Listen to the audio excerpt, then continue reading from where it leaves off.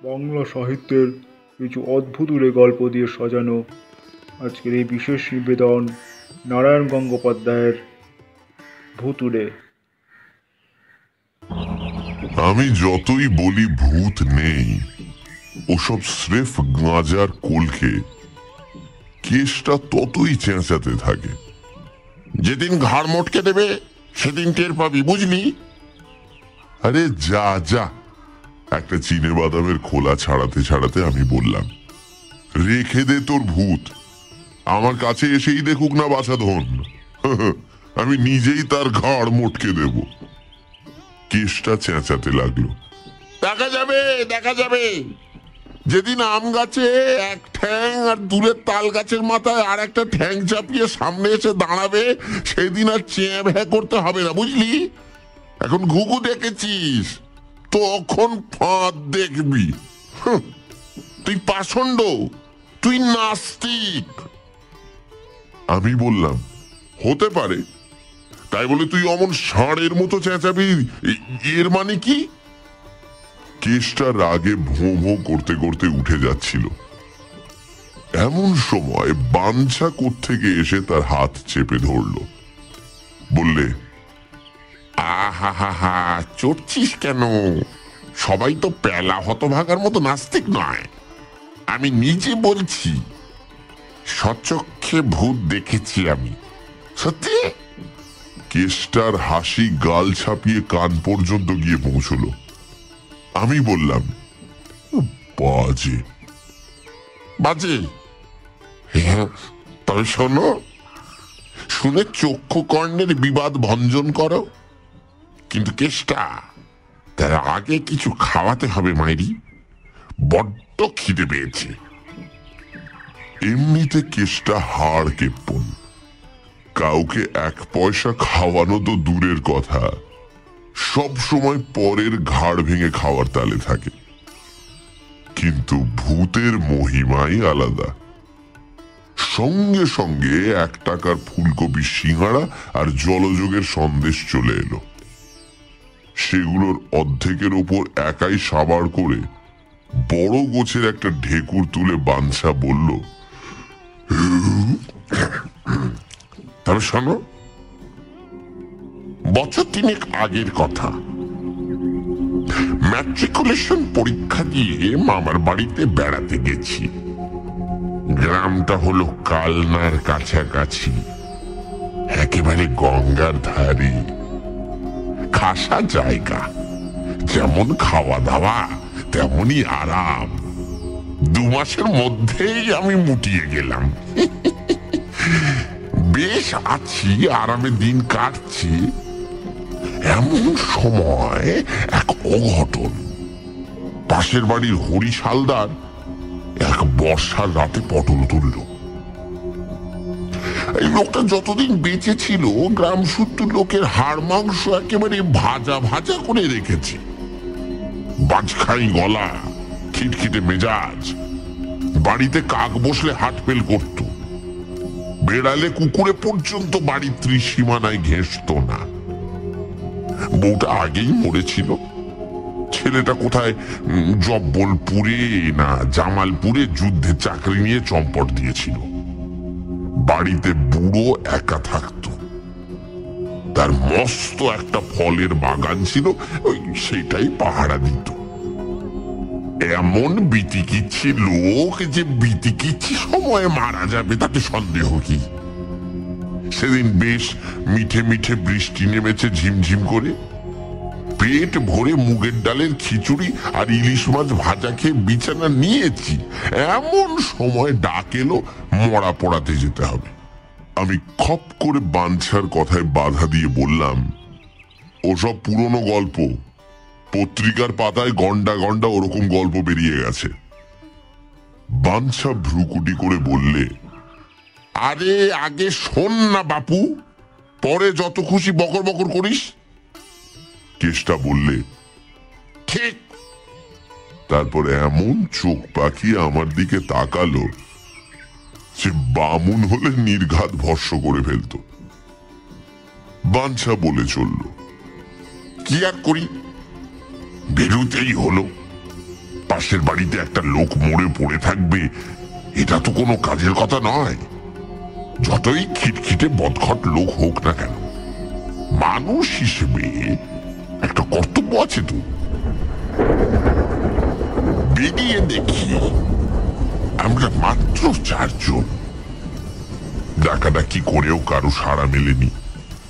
কেউ কাঁপা গলায় বলেছে জ্বর হয়েছে, কেউ কাতরাতে কাতরাতে জবাব দিয়েছে কান কটকট করছে। কাজেই আমাদের 4 জনকেই কাঁধ দিতে হলো। দুজনের 2 হাতে 2টো লণ্ঠন ঝুলতে ঝুলতে চলল, আর কাঁধে দুলতে দুলতে চলল মরা। মুখুজ্জেদের নরেশ আক্ষেপ করে বললে, জ্যান্ত বুড়ো জ্বালিয়ে মেরেছে, মরেও একখানা খেল দেখিয়ে গেল। কিন্তু কি আর করা যাবে, উপায় তো নেই। সেই টিপি টিপি বৃষ্টি আর সনসনে হাওয়ায় বর্ষা পিছল রাস্তা দিয়ে এগিয়ে চললাম আমরা। চারদিকে কালির মতো অন্ধকার। গাছপালাগুলো সেই অন্ধকারে এক একটা বিশাল দৈত্য দানার মতো মাথা নাড়ছে। বিদ্যুতের চমকানিতে চোখে ধাঁধা লেগে যাচ্ছে। মাঝে মাঝে পথ ভুল করে পাশের খানার মধ্যে গিয়ে পড়ছি আমরা। বৃষ্টির ছাটে চটচট করে ফাটছে লণ্ঠনের চিমনি। পা পিছলে যেতে চাইছে। ঠান্ডা হাওয়ায় বৃষ্টির ঝাপটা লেগে চোখ জ্বালা করছে। ভোগান্তি আর কাকে বলে?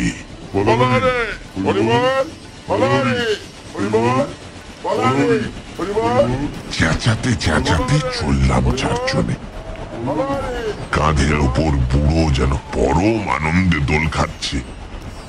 আমার সন্দেহ হলো, এখন হয়তো মরার মুখের কাপড় সরালে দেখা যাবে আমাদের দুর্গতিতে মিটিমিটি হাসছে হাড় জ্বালানো লোকটা।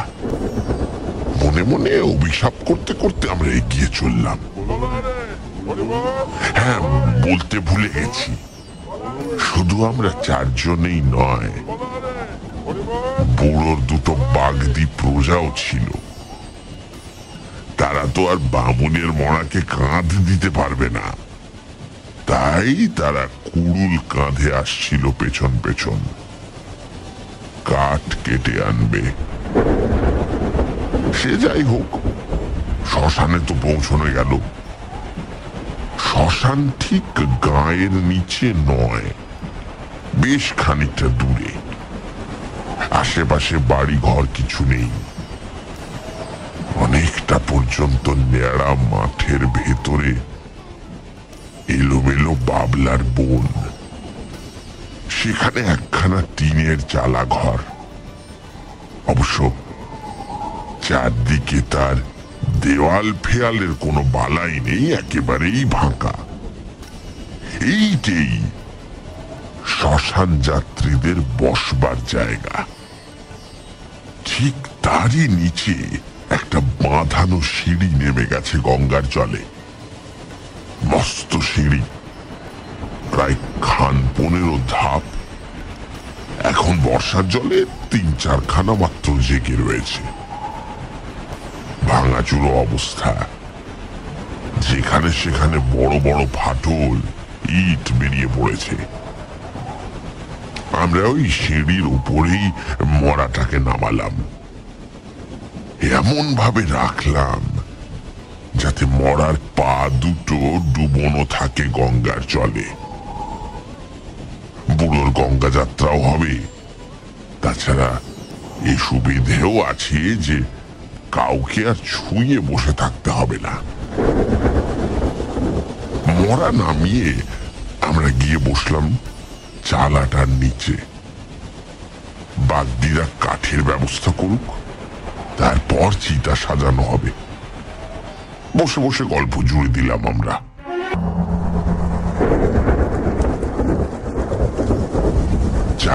চারদিকে ঘন অন্ধকার। হাওয়ায় হাওয়ায় বাবলা বনের মাতামাতি। এখানে ওখানে শিয়ালের চোখ ঝলমল করছে সবুজ রঙের হিংস্র আলোর মতো। সে চোখের দিকে তাকিয়ে তাকিয়ে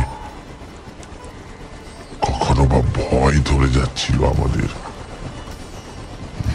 ভূত নয় তো। লণ্ঠন দুটোর গায়ে কালি পড়েছে, অল্প অল্প আলো গিয়ে পড়েছে ঘাটে নামানো মরাটার ওপর। কথার ফাঁকে ফাঁকে মরার দিকে নজর রাখছি আমরা। শিয়াল টিয়ালে এসে টেনে না নেয় সে সম্পর্কে হুঁশিয়ার থাকা দরকার। কতক্ষণ কেটেছে খেয়াল ছিল না। হঠাৎ ভীত স্বরে নরেশ বললে, মরাটা একটু নড়ল না? আমরা বললাম, তোর চোখের ভুল। খানিক পরে আবার পটলা বললে, মরাটা সত্যি কিন্তু নড়ে উঠেছে। আমাদের ভেতরে সবচেয়ে সাহসী ছিল কানু। যেমন বুকের ছাতি তেমনি বেপরোয়া। কানু আশ্বাস দিয়ে বললে, ও কিছু না, জলের ঢেউয়ে নড়ে থাকবে। আবার মিনিট কয়েক কাটতে না কাটতেই আতঙ্কে আমার সমস্ত শরীর যেন ঝাঁকুনি খেয়ে উঠল। কোনো ভুল নেই। লণ্ঠনের অল্প অল্প আলোতেও স্পষ্ট দেখা যাচ্ছে মরাটা সত্যি সত্যি একটু একটু করে জলের দিকে নেমে যাচ্ছে। আমি, নরেশ আর পটলা একসঙ্গে আর্তনাদ করে উঠলাম। কানু সোজা দাঁড়িয়ে উঠল, ধমক দিয়ে বললে, ভিতর ডিম সব পেছল সিঁড়ি, তাই গড়িয়ে পড়ছে নিচের দিকে। দাঁড়া, আমি তুলে নিয়ে আসি। মরা তখনও নামছে। হাঁটু পর্যন্ত তার নেমে গেছে গঙ্গায়। কানু গিয়ে বাঁশের মাচাটা ধরে টান দিলে, কিন্তু কি সাংঘাতিক! কানু টানকে অস্বীকার করে মরাটা আরো নিচে নেমে গেল। গোয়ার গোবিন্দ কানু এবার দু হাতে মরাটাকে জাপটে ধরলে, কিন্তু আশ্চর্য, কানু ধরে রাখতে পারলে না। দু ধাপ পিছলে সে শুদ্ধ গিয়ে কোমর জলে পড়ল। আর সঙ্গে সঙ্গে সমস্ত সাহস উবে গেল তার। এবার কানু আকুল হয়ে চিৎকার করে উঠল, ওরে তোরা ছুটে আয়, মরা আমাকে শুদ্ধ নিয়ে যাচ্ছে।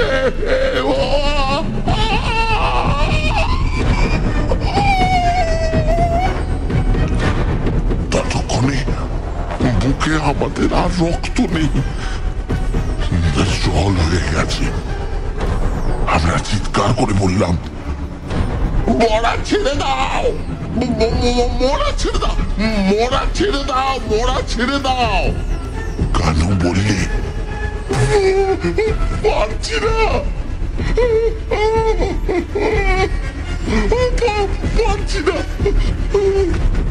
আমরা ছুটে গেলাম, চেপে ধরলাম কানুকে। তারপর যা শুরু হলো সে কথা ভাবতে আজও আতঙ্কে মাথার চুল খাড়া হয়ে ওঠে। ওই হাড্ডি সার মরাটার গায়ে সে কি অমানসিক শক্তি!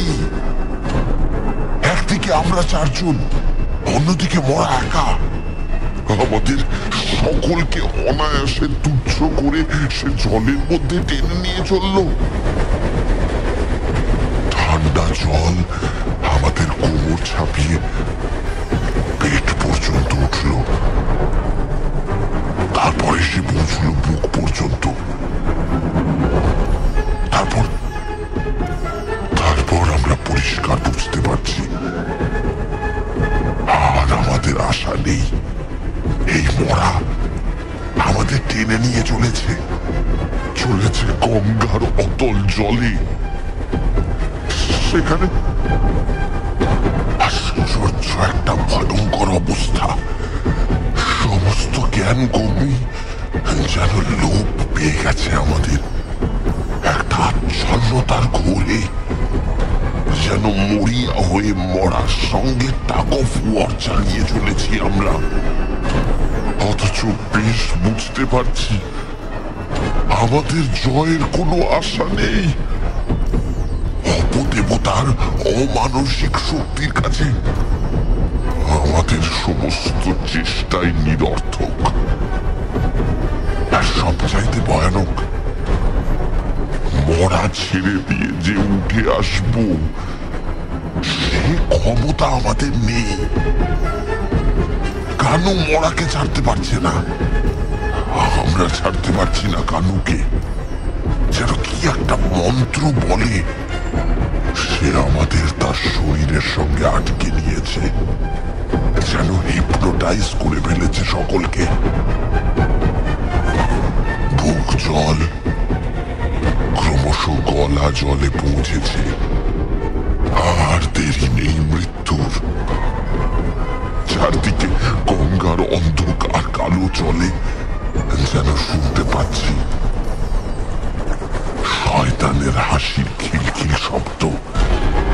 সেখান থেকে প্রেতপুরীর অন্ধকার জগৎ। এই মরাটা তারই দিকে আমাদের পথ দেখিয়ে নিয়ে চলেছে। শেষবারের মতো আমরা সমস্বরে আর্তনাদ করে উঠলাম,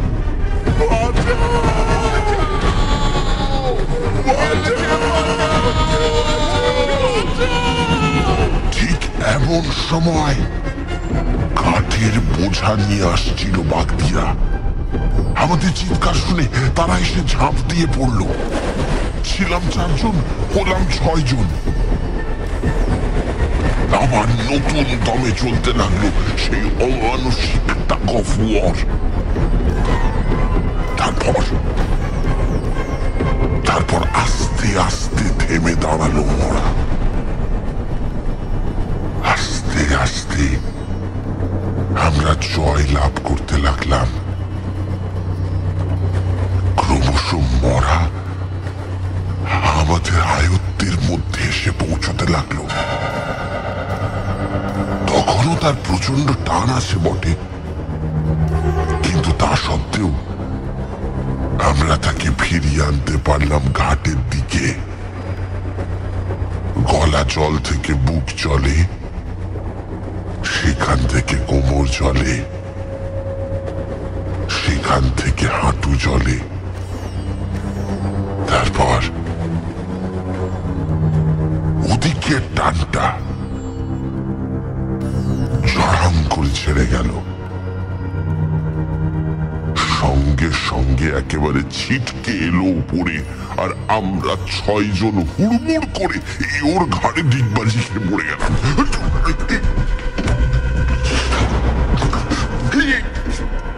আর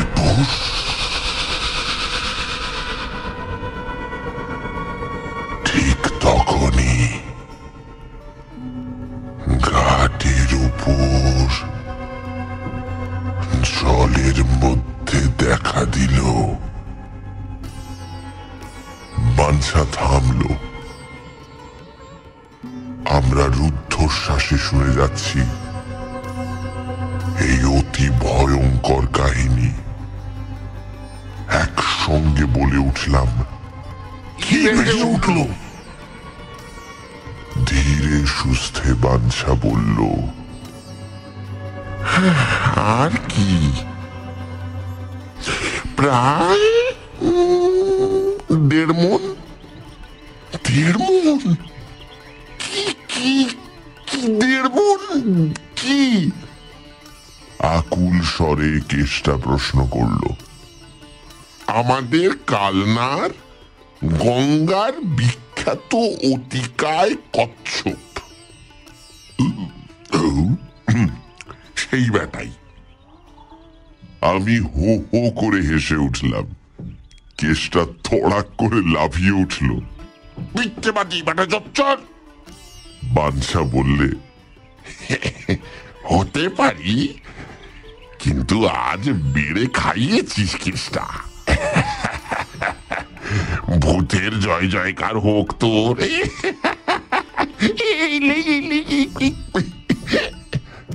নিরুত্তর কেষ্টা হন হন করে নেমে গেল রাস্তায়।